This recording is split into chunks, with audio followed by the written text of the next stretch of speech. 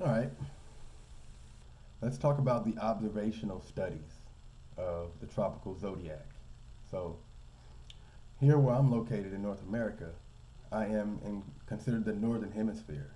So, for me, and obviously we're speaking from a geocentric view, it's the only thing that matters. My perspective is the only thing that matters. Your perspective is the only thing that matters. So, here in the northern hemisphere, when we look to our left, it's the east when we're facing south. When we look to our right, it's the west when we're facing south. So the northern hemisphere, in order to see the ecliptic in the sky, we have to face south. It's just you just vision this in your mind. You're looking south with the east to your left and the west to your right. So as you see these celestial orbs coming up through the sky, you'll see them coming up, which is considered 6 a.m.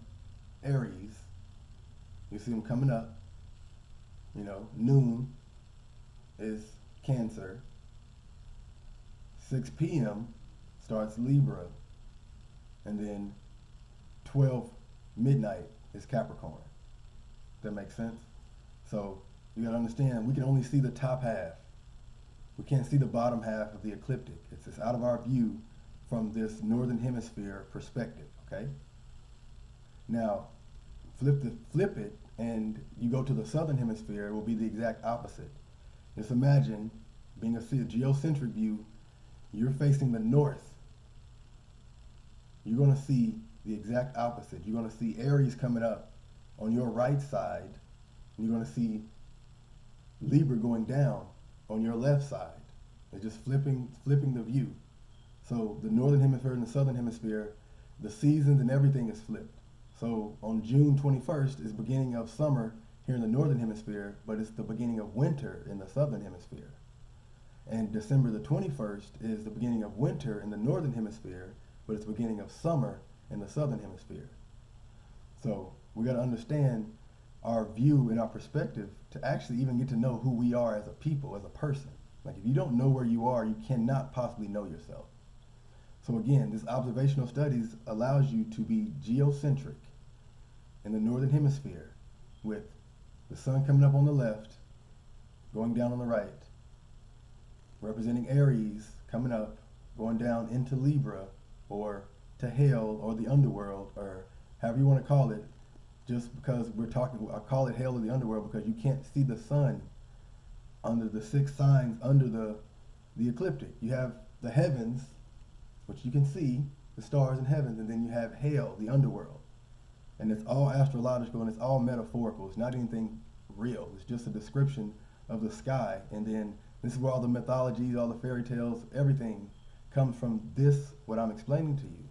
But when you hear about the underworld or hell or the forest or anything dark, we're talking about the bottom half of the zodiac wheel that you can't see, metaphorically can't see when you can see the first 6 houses. You can't see the 7 through 12 under the bottom. So again, we're getting into orientation and observational studies. So we can go outside with anything and look up at the sky, and actually you don't have to have any tools actually. The 7 main orbs you can see with your naked eye, which is the sun, the moon, Mars, Venus, Saturn, Jupiter, and Mercury. So you don't need anything special to see this stuff.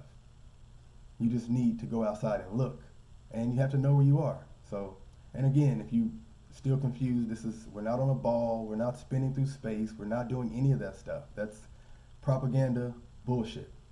Just call it for what it is. If you look up in the sky, you see that the stellar background doesn't change.